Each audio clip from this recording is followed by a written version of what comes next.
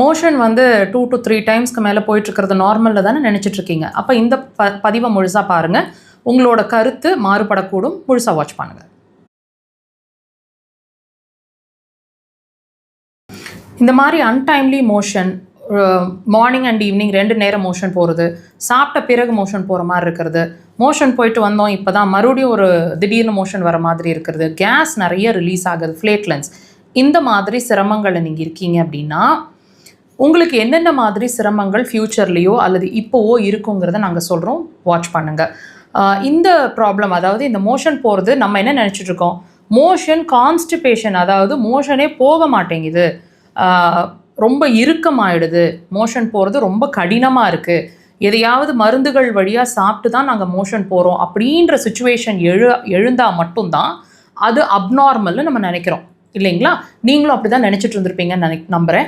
இப்போ இந்த பதிவில் நமக்கு என்ன புரிஞ்சுக்க போகிறோன்னு கேட்டிங்கன்னா, அந்த மோஷன் வந்து எப்படி போக மாட்டேங்குது அப்படிங்கிறதும் ஒரு பிரச்சனையோ, கடினமாக இருக்குது அப்படிங்கிறதும் ஒரு பிரச்சனையோ, அதே மாதிரி ஒரு தடவைக்கு மேற்பட்ட தடவைகள், அதாவது 2 தடவைக்கு மேற்பட்டு நீங்கள் மோஷன் போயிட்டுருக்கீங்க அப்படின்னு சொன்னால் கண்டிப்பாக அதுவும் பிரச்சனை தாங்க. ஏன்னு கேளுங்க, இதுவும் கான்ஸ்டிபேஷன் அப்படின்ற கண்டிஷனுக்குள்ளே தான் வரும். எப்படி? நீங்கள் ஒரு தடவை மோஷன் போய் உங்களோட கம்ப்ளீட் லார்ஜ் இன்டெஸ்டைனை க்ளீன் பண்ண வேண்டியது, இதை வந்து நீங்கள் 2வது தடவை, 3வது தடவை, 4 தடவை அன்டைம்லி மோஷன், எப்போ மோஷன் வருதுன்னே தெரிய மாட்டேங்குது, இந்த மாதிரி நீங்கள் உங்களுக்கு நடந்துட்டுருக்கு அப்படின்னா இதுவும் ஒரு அப்நார்மாலிட்டி. மார்னிங் எழுந்து ஒரு 1/2 hour to 45 minutes உங்களோட மலக்குடல் க்ளீன் ஆயிடணும், அதாவது ஒரே தடவையில் உங்கள் மோஷன் ஃப்ரீயாக இருக்கணும். இது இல்லை அப்படின்னா நான் சொன்ன கண்டிஷன்ஸ்குள்ளே நீங்கள் வரீங்கன்னா கண்டிப்பாக பைல்ஸ் வரலாம், ஃபிஷர் வரலாம், ஹெமராய்ட்ஸ் வரலாம், ஹெர்னியா வரலாம், ஹெர்னியாவில் inguinal hernia, umbilical hernia, appendix, இந்த மாதிரி கண்டிஷனில் எப்படி வேணாலும் வரலாம். இது மட்டும் இல்லைங்க, இன்னொரு காஷனும் கொடுக்குறேன்.